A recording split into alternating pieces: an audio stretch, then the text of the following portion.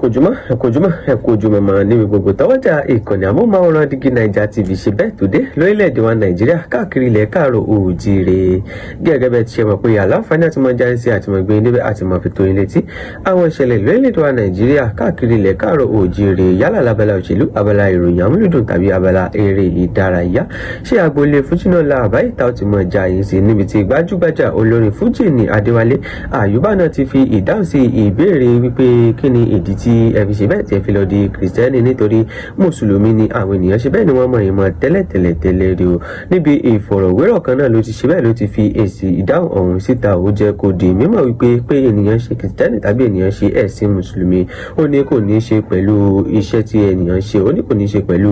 orin fújì bẹ́ẹ̀ ó tún jẹ́ kó di mímọ̀ wípé púpọ̀ nínú àwọn olólùfẹ́ àwọn ó ní mùsùlùmí ni wọn ò bẹ́ẹ̀ wọ́n sì bá wọn gbà pé arákùnrin kan ṣe bẹ́ẹ̀ ó ní Jésù òun ó ṣe bẹ́ẹ̀ ni òun ó máa pè ní o mo lérò pé bí Alhaji Wasiu Ayinde náà ṣe rí ọ̀rọ̀ ẹni ṣùgbọ́n tí àwọn ènìyàn ti kọ̀ láti bá wọn gbà bẹ́ẹ̀ lẹ́yìn tó ti ń di arìnrìn lórí ayélujára tó láì dènà pẹ̀lú ẹ bá mi wá kan fìdílé tàbí kẹfìdílé kọ̀ọ̀kan jẹ́ kájọ gbàlàyé ọ̀rọ̀ ọ̀hún lẹ́kùnrẹ́rẹ́ látẹnu Adewale Ayuba. Ìbéèrè kan wà ní mo fẹ́ béèrè o mùsùlùmí làwọn èèyàn mọ̀ yìí mọ́ níbẹ̀rẹ̀ pẹ̀pẹ̀ kí ni bí tí ẹ̀dí kìrìsìtẹ́nì. Ṣe máa sọ nípa wọ́n mọ̀ mi mọ̀ pé òbí mi alájà bàbá mi ò tẹ̀ lọ sí Mẹ́kà so wọ́n dẹ̀ mọ̀ pé mi náà jòṣùpá àdínní ìjẹ́ gbogbo àwọn nǹkan yìí ṣe mọ̀ ó dà pé dọ́tọ́rì kìíní mi ni honorary kìíní mi kí pé ìṣẹ̀lẹ̀ nìkan rí mi pé ó kírun ju kìíní lọ understand ṣe dẹ̀ rí ẹ̀sìn adúpẹ́ pé ànábì Muhammad sallallahu alaihi wasallam ànábì Isa Jésù ni àdúpẹ́ ní ìṣèjú nǹkan tó bá wù nǹkan táwọn olólùfẹ́ mi nífẹ̀ẹ́ sí jù ni pé iṣẹ́ mi tí mo ṣe èmi religion is a personal relation pẹ̀lú Ọlọ́run kò ní nǹkan ṣe pẹ̀lú Fuji àbí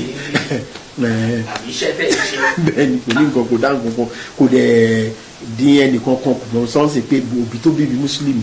mi ò kó yàn ẹnìkan kan kiri bó ibùdó láti náà kan náà àwọn fans mi mùsùlùmí ni wọ́n mọ̀ pé máa yí kàn ní Jésù ló máa pè adúpẹ́ pé kì í ṣe èṣù ló ń pè so adúpẹ́ lọ́wọ́ náà. láti clarify yẹn tó láwọn èèyàn máa ń bi wálé. ọ̀rọ̀ náà lẹ́sẹ̀ bẹ́ẹ̀ lẹ́sì gbẹ́ wọ́n ní màmá wọn gan wọ́n ní mùsùlùmí ni wọ́n bẹ́ẹ̀ bàbá wọn ò ṣe bẹ́ẹ̀ wọ́n jìnnà sí Mẹ́kà tí àwọn olólùfẹ́ àwọn náà sì tẹ́wọ́ gbà wọ́n tọwọ́ tẹsẹ̀ wípé arákùnrin yìí ó pinnu láti máa pe Jésù ni ṣé ọ̀rọ̀ òun náà ló ṣe bẹ́ẹ̀ ló ti di arìnrìn látàrí bí gbajúgbajà olórin Fuji ní náà Wasiu Ayinde náà ti ṣe pinnu láti máa pe Jésù tí àwọn ènìyàn sì ti ń gbà bí ẹni gbàgbọ́ ọtí lẹ́yìn tó ti ṣokùnfà bí ọ̀pọ̀ àwọn àfáàṣe jáde wá tí wọ́n wá ń fi èrò nù wọn